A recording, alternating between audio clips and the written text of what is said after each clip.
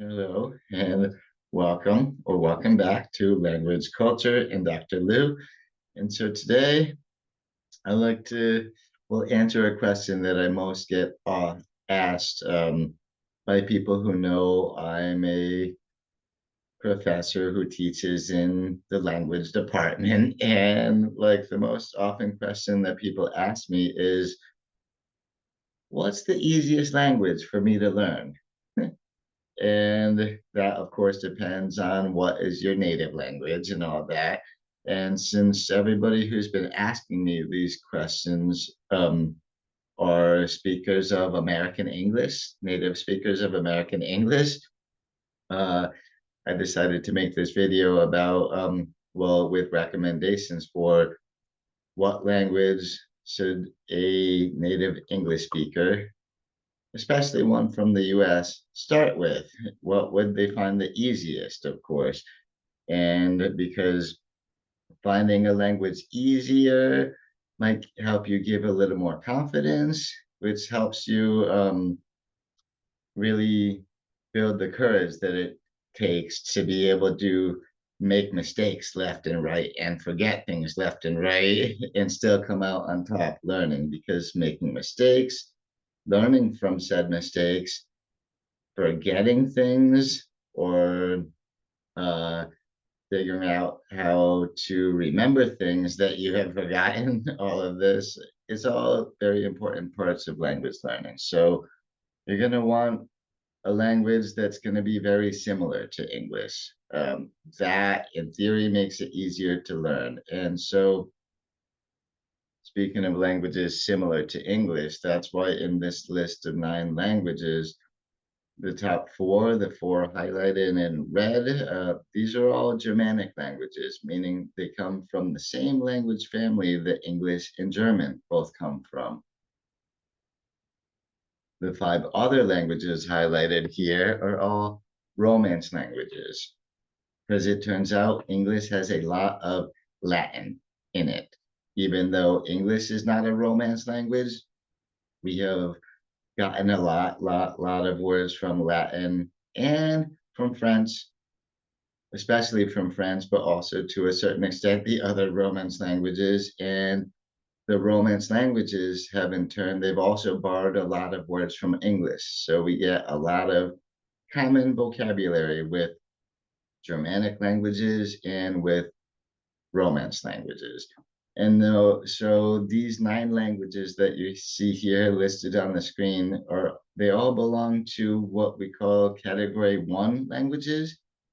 And so category 1 languages have been defined by linguists as well as the Foreign Service Institute. Excuse me, sorry. And the Foreign Service Institute, that's who trains American diplomats from the US. That's who trains them in other languages. And so they're a pretty good reference. So they're category 1 languages. These are the ones that would be the easiest or the quickest to gain fluency in. And so each of these ones here supposedly takes 20, can be learned in 24 to 30 weeks. And by learned, I mean you can gain some real fluency within 24 to 30 weeks if you also involve 600 to 750 hours of practice during that time. Which this is a lot of language practice. It's not super easy to learn any language. This is if you want to learn to get fluent in it in any of these languages within 6 months, you're going to need to be practicing about 25 hours a week. So that's quite a bit, but still, practice makes perfect, and with language it's all about repetition. And so why is German not on this list? Since I said the first 4 are Germanic languages, it's because German's grammar is a little more complicated than these ones.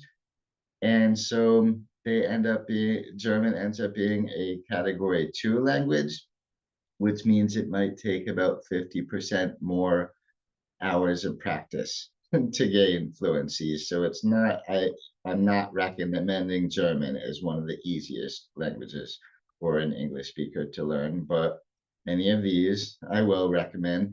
Although my personal recommendations are not exactly identical to this list of category one languages according to the FSI.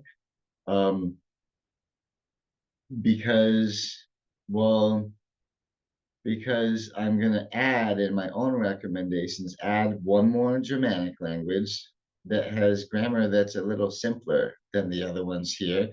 And I'm also going to take away Romanian in here because Romanian is from Eastern Romance. So it has a lot of, Romania has a lot of influence from the Slavic languages of Eastern Europe. And so Romanian ends up sharing a lot less vocabulary in common with English than the Western Romance languages like French, Italian, Portuguese, or Spanish. So that's why I've taken Romanian away from the list and have added another Germanic language. So that leaves us at Romanian is gone, and Afrikaans is the one language that I added to this list. And so the most highly recommended languages, from my point of view, for speakers of American English would easily, hands down, be French and Spanish, which is funny because they're both Romance languages, not Germanic languages. But again, we share a lot of words in common with both of those. And so my very first recommendation would, of course, be French. And French, uh, I think, is a great one to start with if you're looking for an easy language to pick up as an English speaker, because English shares more vocabulary in common with French than it does from with any other Romance language. I don't know if you know about the Norman conquest way back in 1066. Folks from Normandy, the part of France that we now know this is the province of Normandy. Um, they took over the British crown, the English crown. And so there was actually French guys being kings of England for a couple of centuries, and that really had a huge influence on the English language from French. And so we have a huge overlap in vocabulary between French and English, which I think is important because that will give you the confidence that it takes to make all the mistakes while you're learning things and keep on persevering. Because as soon as you start learning French, as an English speaker, you're already going to understand a majority of the words in French. Because honestly, English, a little more than a quarter of the words in English come from French, and more than a quarter of the other words in English come from Latin. So French shares this whole 56% of words with English. And on top of that, French has borrowed a ton of words from English and gotten them. So you're going to already be familiar with at least 60% of the vocabulary in French just by speaking English. And I gave a little smattering of some of the English words that come from French here, and some are less obvious, like aunt, uncle, cousin, uh, film, and then others we can recognize as French off the bat, like bon voyage, carte blanche, chic, déjà vu, facade, genre, etc. But we have tons of words in common with them. And so another thing is that French is the second most taught foreign language in the world, which means there are a lot of language learning resources for French. And having good resources, that will make learning a language much easier. And French also has a lot of global prestige. It's used on 5 continents, pretty much all over the world, and it's already got well over 320 million speakers, and it's growing really fast. It's the fastest growing language in the world. And Forbes Media has actually predicted French to be the most widely spoken language in the whole world within the next 30 years. So especially if you're young, you might want to jump on the bandwagon and get to be part of the French speaking world. Um, so you can, yeah, so you can have a good chance at communicating with the most number of people possible soon. And French is also currently is the fifth most widely spoken language in the world. It's also the fifth most widely spoken language in the United States. So very usable for Americans. And because of all the places it's spoken and for the context, it's going to be super useful for travel and for business. So on the international marketplace, it makes you a better candidate and all of that. So yeah, that's what all of that works into part of why French is my number one recommended language if you're looking for an easy one to learn, if you're an English speaker. Um, and also, let's not forget, we share a majority of the vocabulary in common between French and English. So that will make it, that will give you a really good head start. So why else am I recommending French first? Because it gives you a really good head start for learning other Romance languages. And again, other Romance languages will be fairly uh, doable for you to pick up as an English speaker because we share a lot of vocabulary in common. But again, with French, we have the most of all. And so the Romance languages are spoken all over Europe, especially Western Europe. But if you look at the global map, see how many places in the world they're spoken. It's in plenty of island countries as well as Europe and Africa, North America, South America, and and even a little bit in Asia. So, but the thing is, here's the downside to starting out with French, why people might not find it the easiest one of all, are two things. One is pronunciation is not so obvious. Pronunciation might take you a while to master, um, especially because French is like English. It's a very hard language to spell, or it's a hard language to pronounce based on how it's spelled, right? Both languages have all these vowel clusters and consonant clusters that make the pronunciation not necessarily so obvious when you read a word on the page. So English speakers are used to that, but it doesn't make it any less annoying when you're trying to learn a foreign language. So if you don't want to have trouble with the pronunciation of the language and the spelling, and also the gendered nouns. All the Romance languages, every noun must have a gender. We have masculine nouns and feminine nouns, and that is hard for English speakers to always wrap their heads around because in English we barely use gender. It's only really in a handful of pronouns, and that's it. So we're not even thinking gender when we're thinking nouns. And in French, gendered nouns can be a difficult thing, take a while to master because it takes a while to learn the patterns and to learn that it's not based on how a word is spelled that we're going to predict gender, a little better on how the ending of it sounds. And so that's not so obvious for beginning learners. And so some people get frustrated with, yeah, pronunciation and the gendering of nouns in French. Now, if you don't want to have difficulties with those two things, I highly recommend Spanish.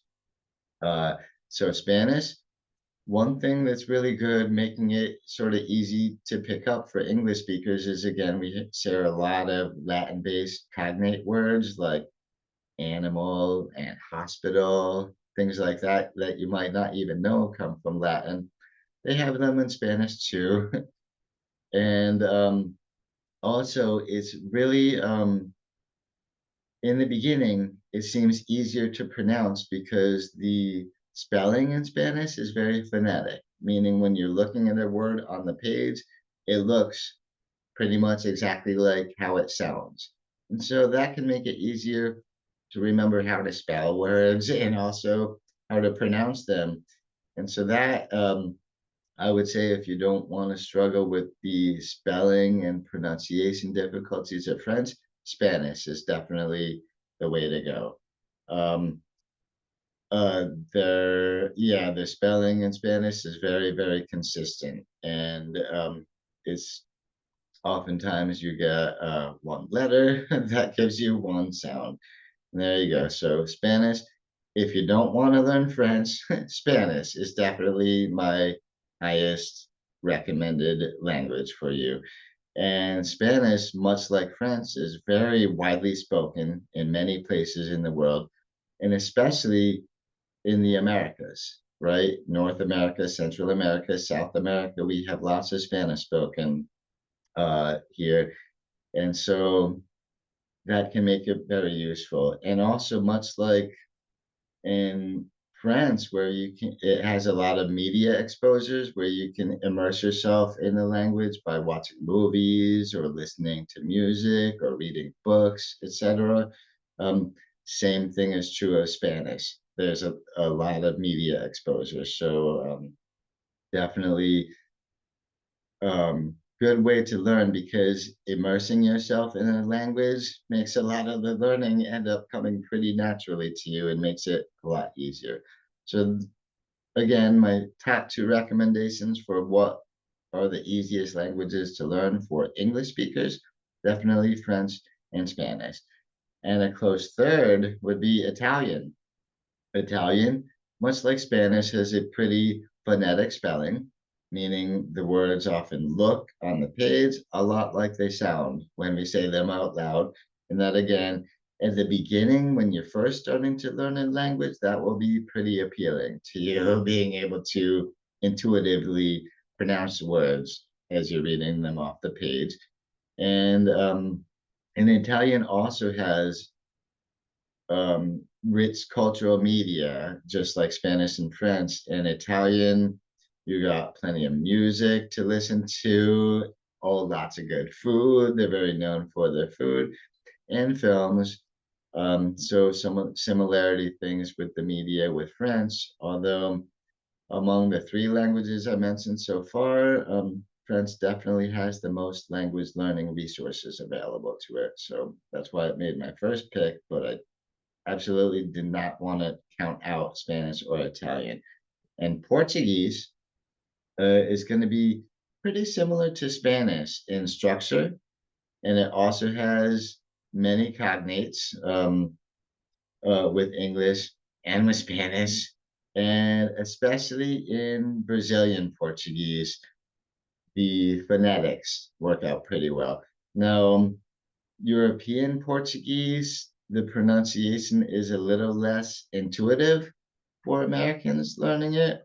So I might consider if you're learning Portuguese, you might want to base it a little more on a Brazilian model because after all, Brazilians, people of Brazilian heritage, are one of the very large immigrant groups in the U.S. right now. So if you're learning Portuguese in the U.S., you're much more likely to end up using this with somebody who speaks a Brazilian variety of Portuguese rather than one from Portugal itself. And so, in same way, speaking of going back to Spanish, if you're gonna pick a model of Spanish to learn, I highly recommend a Latin American model of Spanish for people from the US.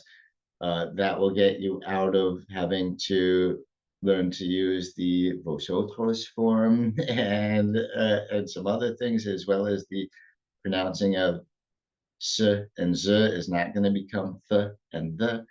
Um, but yeah, so Portuguese is very similar to Spanish, and so I would certainly, yeah, recommend this one too.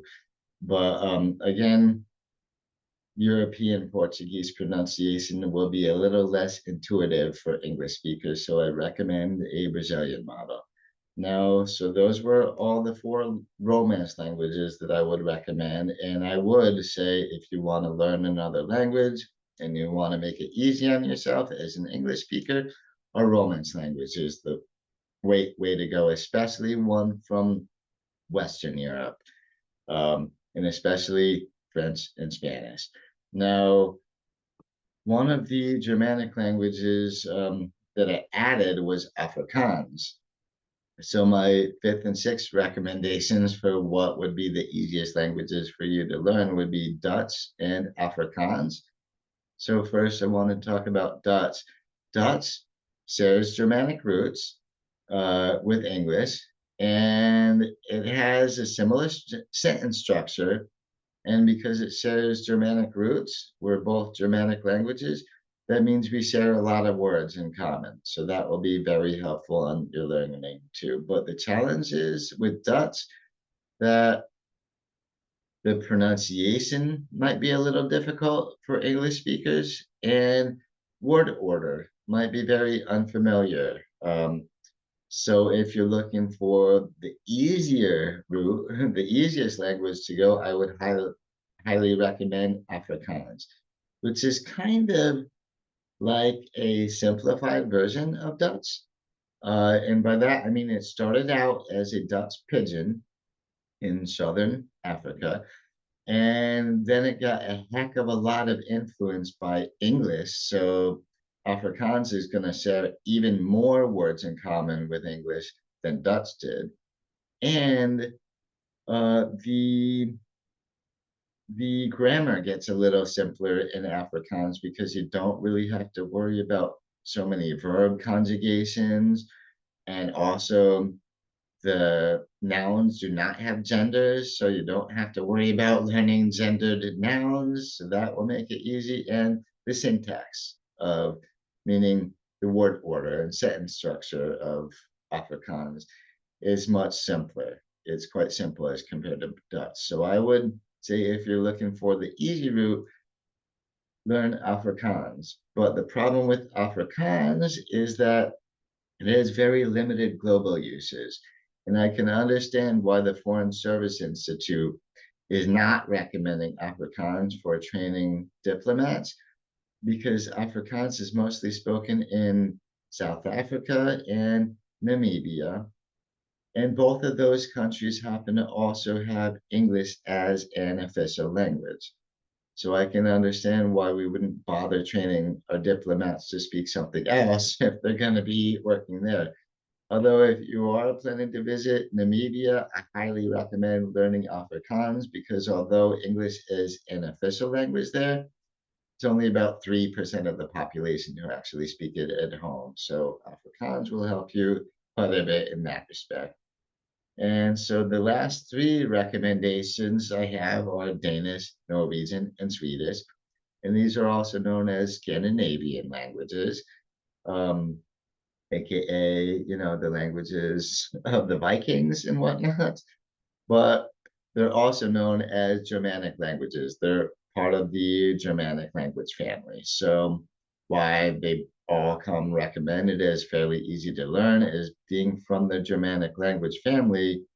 They have a lot of shared words, and they also, all three of these languages borrowed a lot of words from English. So they have a lot of shared cognate words between them. Um, and the grammar of these languages is quite a bit simpler than it is with German. It's simpler grammar as compared to German, which will make it easier for a foreign language learner to learn them, of course. And the one challenge with each of these, which is why I left them for the bottom of the list, they were not my first recommendations, is because pronunciation can be difficult, especially in Danish. And then Norwegian and Swedish also have tonal aspects where the tone, which is kind of like pitch, where the tone you're using can change the meaning of a word. And so that will be difficult for English speakers. So again, I would highly recommend French and Spanish first.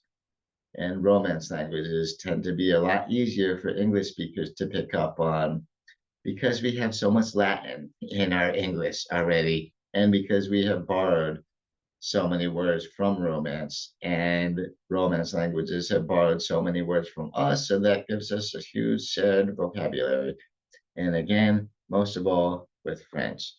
So here's some tips for easier language learning.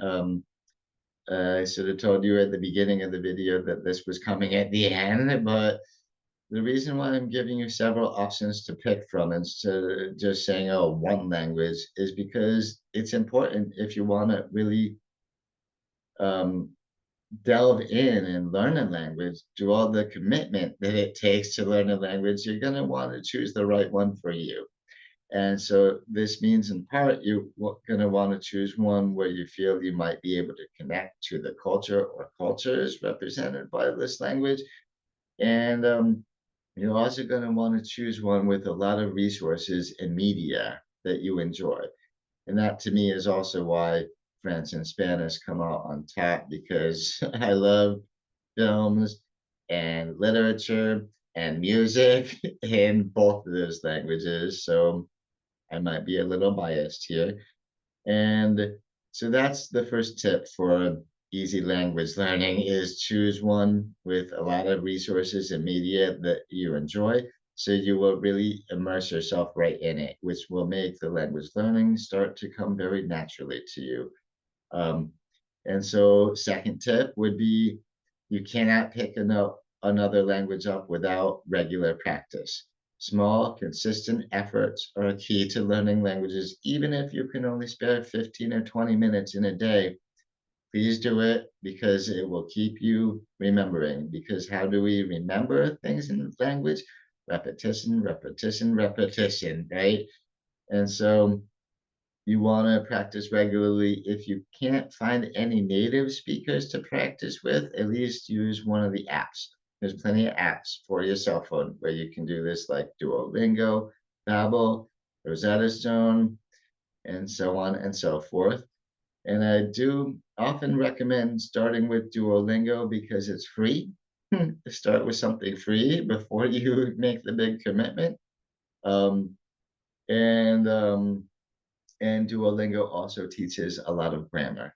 Although I'm not really a huge fan of what AI is doing to Duolingo itself, but I do recommend starting there because it's free for one. And if you can find native speakers to practice it with, please do that. Even if it's just to have a little conversation group going on, just to have a conversation where it's not necessarily in a classroom setting, but incorporating the language into your real life might make it stick a whole lot better.